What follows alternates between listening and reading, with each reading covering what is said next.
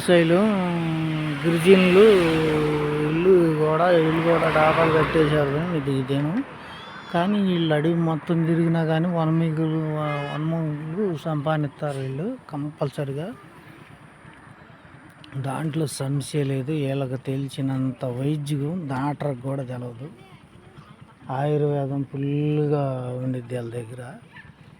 వీళ్ళు ఏ రోగం వచ్చినా ఏ నొప్పి వచ్చినా హాస్పిటల్కి అనేది వెళ్ళేది ఉండదు.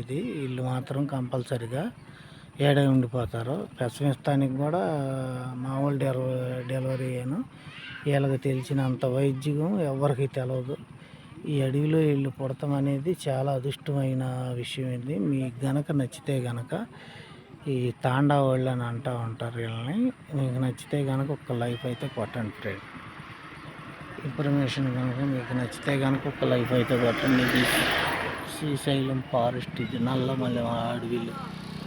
కొన్ని వీడియోలు నేను తీసా కానీ మాట్లాడటానికి కూడా కుదరలేదు. మామూలుగానే తీశాను, అదేమనుకోవద్దు.